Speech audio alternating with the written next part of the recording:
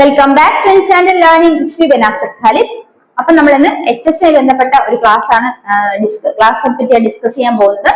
അപ്പൊ ഇന്ന് നമുക്ക് HSIക്ക് നമ്മൾ കഴിഞ്ഞൊരു ക്ലാസ്സിൽ ഫിസിയോളജിയിലെ ന്യൂട്രീഷൻ എന്ന പോർഷൻ എടുത്ത് തീർത്തു. ഇനി നമുക്ക് പഠിക്കാനുള്ളത് ഡെവലപ്മെന്റൽ ബയോളജി. അത് നമുക്ക് ഫിസിയോളജിയിൽ തന്നെ ഇനിയും കുറെ ടോപ്പിക്സ് നമുക്ക് പഠിക്കാനുണ്ട്.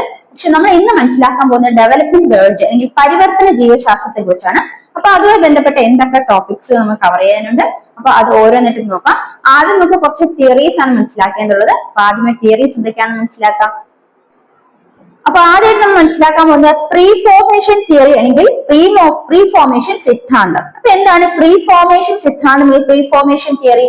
ആദ്യം മനസ്സിലാക്കേണ്ടത് ഈ തിയറി കൊണ്ടുവന്ന ആരാണെന്ന് വെച്ചാൽ മാൽഫീജി ആണ്. അപ്പൊ ജീവികളുടെ പരിവർത്തനത്തെ കുറിച്ച് അല്ലെങ്കിൽ ഡെവലപ്മെന്റ് ബയോളജിയെ കുറിച്ച് മനസ്സിലാക്കുന്നത് ജീവികൾ എങ്ങനെയാണ് ഇത്തരത്തിലുള്ള അവസ്ഥയിൽ അല്ലെങ്കിൽ ഇത്തരത്തിലുള്ള ജീവികൾ എങ്ങനെയാണ് പരിവർത്തനം ചെയ്ത് എത്തപ്പെട്ടത്, അതാണ് നമ്മൾ ഓരോന്നായിട്ട് മനസ്സിലാക്കുന്നത്.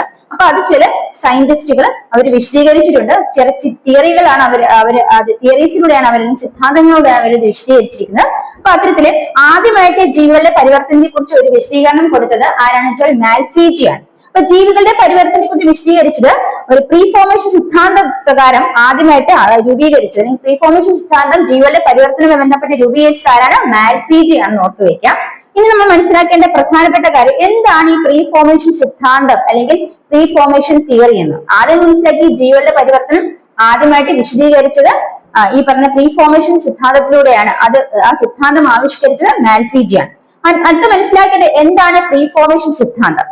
According to him, every egg contained a miniature form of the adult animal. The development was assumed to be a simple enlargement of body parts of this miniature organism. In the case of this miniature organism was named as homunculus.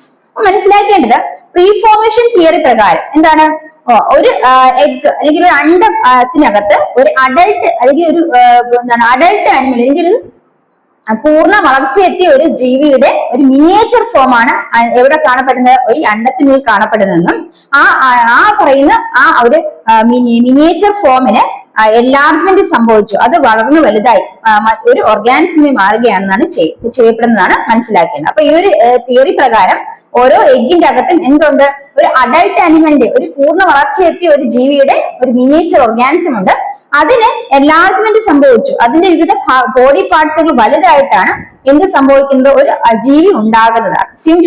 Simple enlarge bodies of this ഈ miniature organism, ഈ ചെറിയ ജീവിയുടെ ആ ചെറിയ ഓർഗാനിസത്തിന്റെ body പാർട്സിന് enlargement ഉണ്ടായാണ് ഒരു ജീവി ഉണ്ടായതാണെന്നാണ് അദ്ദേഹത്തിന്റെ theory പ്രകാരം മനസ്സിലാക്കേണ്ടത്. അപ്പൊ അദ്ദേഹം ആ ഒരു മിനിയേച്ചർ ഓർഗാനിസത്തിനെ ഹ്യൂമൻകുലസ് എന്ന പേരിട്ടാണ് വിളിച്ചത്. അപ്പൊ ഈ മിനിയേച്ചർ ഓർഗാനിസം എന്ത് പേരിൽ അറിയപ്പെട്ടു? ഹ്യൂമൻകുലസ്. അപ്പം ഇത്രയും മനസ്സിലാക്കുള്ളൂ. പ്രീ ഫോർമേഷൻ തിയറി അല്ലെങ്കിൽ എന്താണ് പ്രീ ഫോർമേഷൻ സിദ്ധാന്തം എന്ന് പറയുന്നത് ജീവികളുടെ പരിവർത്തനവുമായി ബന്ധപ്പെട്ട് വിശദീകരണം കൊടുത്ത ഒരു സിദ്ധാന്തമാണ്. അത് ആവിഷ്കരിച്ച മാൽഫീജി ആണ്. അദ്ദേഹത്തെ സംബന്ധിച്ചിടത്തോളം ഒരു അണ്ടം, ആ അണ്ടത്തിനുള്ളില് എന്താണ് ഒരു ജീവിയുടെ ഒരു പൂർണ്ണ വളർച്ചയെത്തിയ ജീവിയുടെ ഒരു ചെറിയ ഒരു മിനിയേച്ചർ ഫോം ആയിരിക്കും കാണുന്നത്. അതിന് എൻലാർജ്മെന്റ് സംഭവിച്ചാണ് ഒരു ജീവി ഉണ്ടാകുന്നതാണ് അദ്ദേഹത്തിന്റെ വിശദീകരണം. അദ്ദേഹം ആ മിനിയേച്ചർ ഓർഗാനിസത്തെ എന്ത് പേരിട്ട് വിളിച്ചു? ഹോമുൻകുലസ് എന്ന പേരിട്ട് വിളിച്ചു. അപ്പൊ ഹോമുൻകുലസ് എന്ന പേരിട്ടാണ് അദ്ദേഹം ആ മിനിയേച്ചർ ഓർഗാനിസത്തെ വിളിച്ചതും കൂടെ മനസ്സിലാക്കി. അപ്പൊ ഇത്രയും ഉള്ളൂ പ്രീ ഫോർമേഷൻ തിയറിയെ കുറിച്ച് മനസ്സിലാക്കേണ്ട കാര്യം. അടുത്ത നമുക്ക് മറ്റൊരു തിയറിയിലേക്ക് നോക്കാം. അടുത്ത നമ്മൾ മനസ്സിലാക്കാനുള്ള മറ്റൊരു തിയറിയാണ് തിയറി ഓഫ് എപ്പിജെനിസിസ് അല്ലെങ്കിൽ എപ്പിജെനറ്റിക് സിദ്ധാന്തം എന്നാണ് അറിയപ്പെടുന്നത്. അപ്പൊ തിയറി ഓഫ് എപ്പിജെനിസിസ് അല്ലെങ്കിൽ എപ്പിജെനറ്റിക് സിദ്ധാന്തവും ഏതുമായി ബന്ധപ്പെട്ടതാണ്? ജീവികളുടെ പരിവർത്തനം ബന്ധപ്പെട്ടാണെന്ന് ഓർത്തു വയ്ക്കാം. രണ്ടാമത് മനസ്സിലാക്കേണ്ട ഈ സിദ്ധാന്തം ആവിഷ്കരിച്ച ശാസ്ത്രജ്ഞൻ എന്ന് പറയുന്നത് കാസ്പർ ഫ്രെഡറിക് വുൾഫ് ആണ്. കാസ്പർ ഫ്രെഡറിക് വുൾഫ് ആണ് ഈ സിദ്ധാന്തം ആവിഷ്കരിച്ചത്. അപ്പൊ 18ാമത്തെ സെഞ്ചുറി വരെ നമ്മൾ മുന്നേ പഠിച്ച പ്രീഫോർമേഷൻ സിദ്ധാന്തത്തിനായിരുന്നു അക്സെപ്റ്റൻസ്, അതായിരുന്നു അംഗീകരിക്കപ്പെട്ടിരുന്നത്. അതിനുശേഷം കാസ്പർ ഫ്രെഡറിക് വുൾഫ് അംഗീകരിച്ച സിദ്ധാന്തം, അദ്ദേഹം ആവിഷ്കരിച്ച സിദ്ധാന്തമാണ് എപ്പിജെനറ്റിക് സിദ്ധാന്തം, തിയറി ഓഫ് എപ്പിജെനിസിസ് എന്ന് പറയുന്നത്. ഇത് പ്രകാരം ഒരു ഓർഗാനിസം അല്ലെങ്കിൽ ഒരു ജീവി ഉണ്ടാകുന്ന അതിന്റെ ഡെവലപ്മെന്റും അതിന്റെ വളർച്ചയും ഒക്കെ ഉണ്ടാകുന്നത് ഒരു എഗ്ഗിൽ നിന്ന് തന്നെയാണ്. പക്ഷേ ആ ഒരു അണ്ടത്തിന് പലവിധ വ്യത്യാസങ്ങൾ അല്ലെങ്കിൽ ഗ്രാജുവൽ ആയിട്ട് ഡിഫറൻസിയേഷൻ ഉണ്ടായി, അതിന് ഡൈവേഴ്സിറ്റി ഉണ്ടായി അല്ലെങ്കിൽ വൈവിധ്യം ഉണ്ടായി. അതായത് ഒരു അണ്ടം പലവിധ പ്രോസസ്സിലൂടെ അല്ലെങ്കിൽ അതിന് പല മാറ്റങ്ങൾ സംഭവിച്ചാണ് ഒരു പൂർണ്ണ വളർച്ചയെത്തിയ ഭ്രൂണമായിട്ട് മാറുന്നതെന്നാണ് അദ്ദേഹത്തിന്റെ സിദ്ധാന്ത പ്രകാരം പറഞ്ഞിരിക്കുന്നത്. അപ്പൊ തിയറി ഓഫ് എപ്പിജെനറ്റിക് സിദ്ധാന്തത്തെ പ്രകാരം ഒരു അണ്ടത്തിൽ നിന്ന് തന്നെയാണ് ഒരു ജീവി ഉണ്ടാകുന്നത്. എന്നാൽ അവിടെ ആ അണ്ടത്തിന് വിവിധ മാറ്റങ്ങൾ സംഭവിച്ചു, ഡിഫറൻസിയേഷൻ ഉണ്ടാകുന്നു. അത് മാത്രമല്ല അദ്ദേഹം പറഞ്ഞിട്ടുണ്ട് എന്താണ് ഈ അണ്ടം അല്ലെങ്കിൽ എഗ് എന്ന് പറയുന്നത് ധാരാളം ഗ്രാനുലാർ സബ്സ്റ്റൻസ്, ഗ്രാനുലാർ പദാർത്ഥങ്ങൾ കൊണ്ടാണ് നിർമ്മിക്കപ്പെട്ടിരിക്കുന്നത്. അതിന് ഡിഫറൻസിയേഷൻ വ്യത്യാസങ്ങൾ ഉണ്ടായി അത് ഒരു എംബ്രിയോട്ട് മാറുകയാണ് ചെയ്യുന്നത്. അപ്പൊ ആ ഒരു ഡെവലപ്മെന്റിനെയാണ് എന്ത് വിളിക്കുന്നത്? എപ്പിജെനിസിസ് എന്ന് വിളിക്കുന്നത്. അത്തരത്തിലുള്ള ഡെവലപ്മെന്റ് എന്ത് വിളിച്ചു? എപ്പിജെനിസിസ് എന്ന് വിളിച്ചു. ആ ഡെവലപ്മെന്റ് വിളിച്ച പേരാണ് എപ്പിജെനസിസ്. എപ്പിജെനസിസ്. അപ്പൊ ഇത്രയാണ് തിയറി ഓഫ് എപ്പിജെനസിസ് അല്ലെങ്കിൽ എന്താണ് എപ്പിജെനറ്റിക് സിദ്ധാന്തം എന്നാണ് നമ്മൾ മനസ്സിലാക്കേണ്ടത്. ആദ്യം അതിന്റെ ആ സിദ്ധാന്തം ആവിഷ്കരിച്ചത് കാസ്പർ ഫ്രെഡറിക് വുൾഫ് ആണ്. അദ്ദേഹത്തിന് പ്രകാരം അദ്ദേഹം ഈ എക്സ്പെരിമെന്റ് കണ്ടക്ട് ചെയ്ത് അല്ലെങ്കിൽ എക്സ്പെരിമെന്റ് നടത്തിയത് ഒരു ചിക്കിന്റെ എംബ്രിയോയിലാണെന്ന് മനസ്സിലാക്കാം. ഇനി ഇവിടെ അദ്ദേഹം കണ്ടെത്തിയ എന്താണ്? ഒരു ജീവിയുടെ ഡെവലപ്മെന്റ് ഗ്രോത്തും ഒക്കെ തുടങ്ങുന്നത് തീർച്ചയായും ഒരു എഗ്ഗിൽ നിന്ന് തന്നെയാണ്. പക്ഷെ ഇവിടെ അദ്ദേഹം പറഞ്ഞ എഗ് എന്ന് പറയുന്നത്, അണ്ടം എന്ന് പറഞ്ഞത് ഒരു ഗ്രാനുലാർ സബ്സ്റ്റൻസ് കൊണ്ടാണ് ഉണ്ടാക്കിയിരിക്കുന്നത്. ഇനി ആ ഗ്രാനുലാർ സബ്സ്റ്റൻസിന്റെ ഡെവലപ്മെന്റ് ഉണ്ടാകുന്നത് എങ്ങനെയാണ്? ഡെവലപ്മെന്റ് ഉണ്ടായി അത് പല ലെയർ സെല്ലുകളായി മാറുകയും അതിന് ഡിഫറൻസിയേഷൻ അല്ലെങ്കിൽ വ്യത്യാസം വരികയും വൈവിധ്യം ഉണ്ടാകുകയും അതൊരു പൂർണ്ണ വളർച്ചയെത്തി പൂർണ്ണമായി തീരുകയും ചെയ്യുന്നു. അപ്പൊ അതിനെയാണ് എന്ത് പറയുന്നത്? എപ്പിജെനസിസ് എന്ന് അറിയപ്പെടുന്നത്. അത്തരം ഒരു ഡെവലപ്മെന്റിനെ എന്ത് വിളിച്ചു? എപ്പിജെനസിസ് എന്ന് വിളിച്ചു. അത്രയുമാണ് നമ്മൾ തിയറി ഓഫ് എപ്പിജെനസിസ് അല്ലെങ്കിൽ എപ്പിജെനറ്റിക് സിദ്ധാന്തത്തിൽ മനസ്സിലാക്കേണ്ട പ്രധാനപ്പെട്ട വസ്തുതകൾ.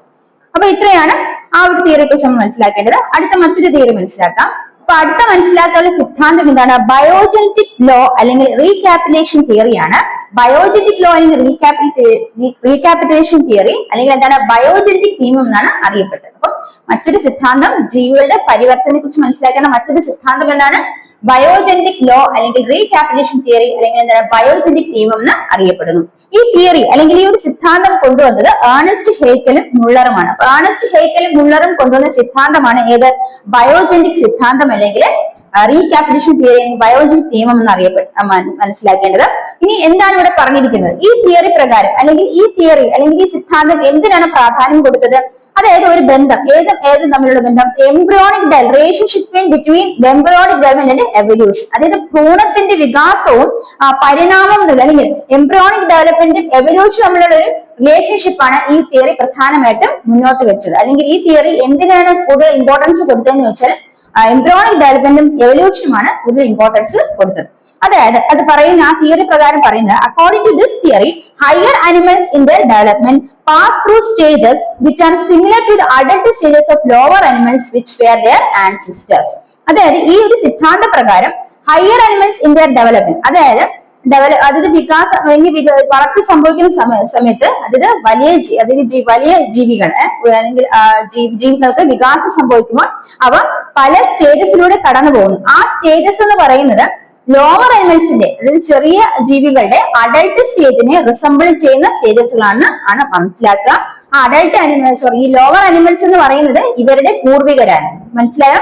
അതായത് ഈ സിദ്ധാന്ത പ്രകാരം വലിയ ജീവികളുടെ ഡെവലപ്മെന്റ് സ്റ്റേജസ് എന്ന് പറയുന്നത് അതിനെക്കാട്ടിൽ താഴ്ന്ന ജീവികളുടെ അഡൽട്ട് സ്റ്റേജിന്റെ ഡിഫറൻറ്റ് അഡൽട്ട് ആയിട്ടിരിക്കുന്ന അഡൽട്ട് സ്റ്റേജസ് ആണ്. അതായത് വലിയ ജീവികളുടെ ഡെവലപ്മെന്റ് സ്റ്റേജസ് എന്ന് പറയുന്നത് ലോവർ അനിമൽസിന്റെ അഡൽട്ട് സ്റ്റേജസ് ആണ്.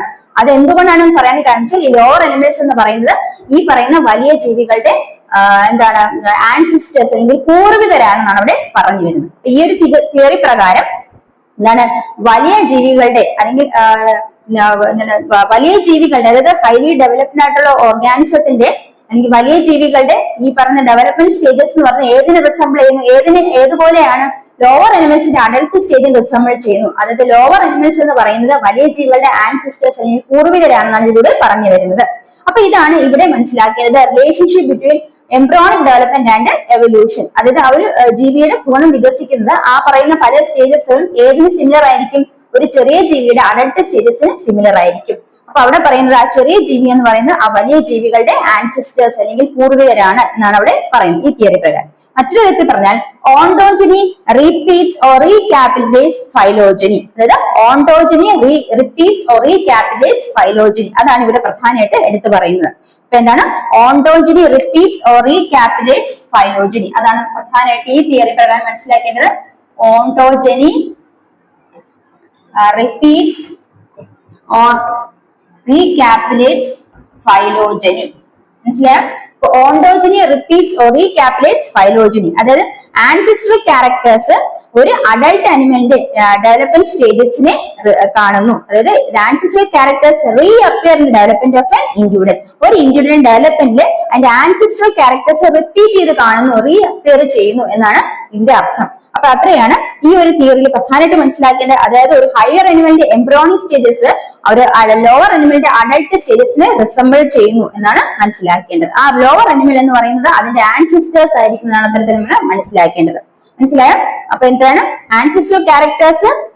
ഒരു ജീവിയുടെ ഡെവലപ്മെന്റ് സ്റ്റേജസിന് അതിന്റെ ആൻസിസ്റ്റർ ക്യാരക്ടേഴ്സ് റീഅപ്പിയർ ചെയ്യുന്നു അല്ലെങ്കിൽ അപ്പിയർ ചെയ്യുന്നു. അതാണ് ഓണ്ടോജനി റിപ്പീറ്റ്സ് ഫൈലോജനി എന്ന് പറഞ്ഞ് വാക്കുകൊണ്ട് അർത്ഥമാക്കേണ്ടത്. അപ്പൊ അത് ഏത് തിയറിയുമായി ബന്ധപ്പെട്ടതാണെന്ന് ചോദിച്ചാൽ എന്താണ്? ബയോജനറ്റിക് ലോ അല്ലെങ്കിൽ റീകാപ്പിലേഷൻ തിയറി ആണെന്ന് ഓർത്തുവെക്കുക. അപ്പൊ ഇതാണ് പ്രധാനമായിട്ടും നമ്മളോട് മനസ്സിലാക്കേണ്ടത്. റീകാപ്പിലേഷൻ തിയറി അല്ലെങ്കിൽ ബയോജനറ്റിക് ലോയിൽ എന്താണ് പറഞ്ഞിരിക്കുന്നത്? The relationship between biogenetic law ആണ്. അപ്പൊ റിലേഷൻഷിപ്പ് ബിറ്റ്വീൻ എന്താണ്? Embryonic development and evolution. ഭ്രൂണത്തിന്റെ വികാസവും പരിണാമവും തമ്മിലുള്ള എന്താണ് ഒരു ബന്ധത്തെയാണ് അവിടെ സൂചിപ്പിക്കുന്നത്. അപ്പൊ എത്തരത്തിലാണ് ജീവികളുടെ മാറ്റം വന്നത്?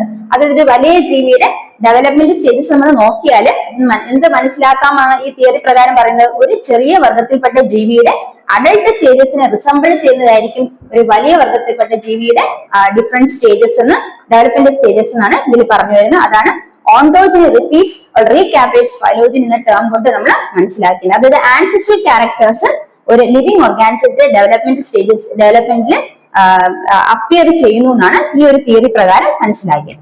അപ്പൊ നമ്മള് ഈ ക്ലാസ്സിൽ പ്രധാനമായിട്ടും 3 തിയറി, അപ്പൊ ജീവികളുടെ പരിവർത്തനം എന്ന ഭാഗവുമായി ബന്ധപ്പെട്ട് പ്രധാനമായിട്ടുള്ള 3 തിയറികളാണ് നോക്കിയത്. എന്തൊക്കെയാണ്? പ്രീ ഫോർമേഷൻ തിയറി നോക്കി, പിന്നെ അതുപോലെ തിയറി ഓഫ് എപ്പിജൻസ് അല്ലെങ്കിൽ എപ്പിജന്റ് സിദ്ധാന്തം നോക്കി, അത് ഇനിയിപ്പോ പഠിച്ചത് എന്താണ്? ബയോജനിക് ലോ അല്ലെങ്കിൽ റീകാപ്പിലേഷൻ തിയറി, ബയോജനിക് നിയമം എന്താണെന്ന് മനസ്സിലാക്കി.